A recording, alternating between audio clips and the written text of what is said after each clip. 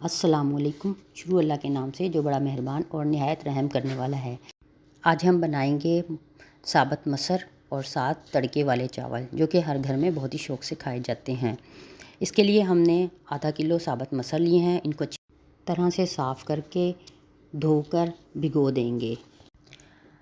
अब हम एक बर्तन में तकरीबन 6 गिलास पानी डालेंगे और इसमें 1 टेबल स्पून पिसा हुआ लहसुन डालेंगे, या फिर आप कुटा हुआ भी डाल सकते हैं।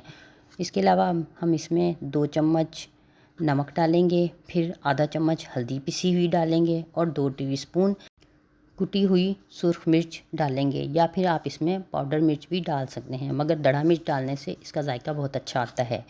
फिर इसके बाद आप इसको पकने रख देंगे। जब पानी उबलने लगेगा तो फिर हम इसमें पहले से जो हमने साबुत मसर भिगो कर रखे हुए हैं उनको डाल देंगे। अब हम इसको ढककर पकने देंगे, मगर इस बात का ख्याल रखें कि आपने ढक्कन मुकम्मल तौर पर बंद नहीं करना, बल्कि इसको थोड़ा सा खुला रखना है, ताकि ये उबल कर पानी हमारा बाहर ना आए। कुछ देर जब पकने देंगे तो मसर गलना शुरू हो जाएंगे। इसको हमने दरमियानी आंच में पकाना है। तकरीबन ये 1 घंटे में पककर तैयार होंगे। आप इसको प्रेशर कुकर में भी पका सकते हैं, लेकिन प्रेशर कुकर में जल्दी पक तो जाएंगे, मगर इसका जायका उतना अच्छा नहीं बनेगा। बहरहाल दरमियान में आपने इनको वक्फे से चमचा हिलाते रहना है, और अगर आपको ज़रूरत महसूस हो तो आपने इसमें थोड़ा सा पानी भी शामिल कर देना है। अगर दरमियान में हम पानी डालते हैं तो उससे मसल गल कर फट जाते हैं और सालन का जायका बहुत अच्छा बनता है।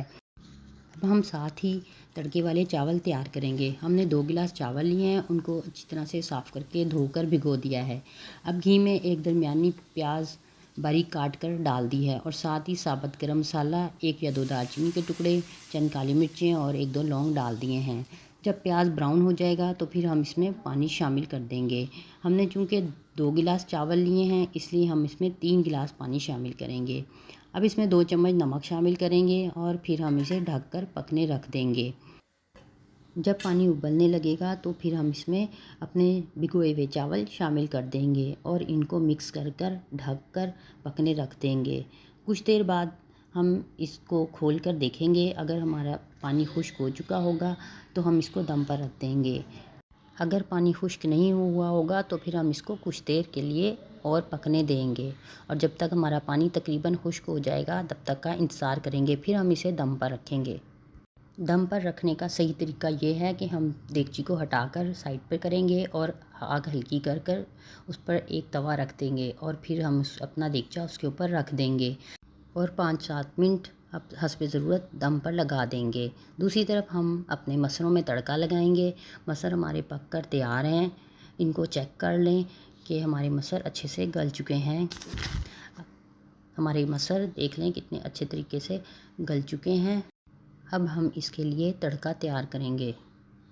अब हम अपने पतीले को उठाकर साइड पे करेंगे और एक पैन में घी डाल देंगे, और इसमें एक छोटी प्याज बारीक बारीक काट कर डाल देंगे। अगर आप चाहें या आप पसंद करते हैं तो आप इसमें लहसुन का तड़का भी लगा सकते हैं। जब प्याज लाइट ब्राउन हो जाएगा तो फिर हम इस तैयारशुदा तड़के को मसरों में शामिल कर देंगे। दूसरी तरफ हमारे तड़के वाले चावल भी दम पर लगकर खाने के लिए तैयार हैं। निहायत ही मज़ेदार मसर और चावल तैयार हैं। अब आप इनको घर के अचार के साथ सर्व करें।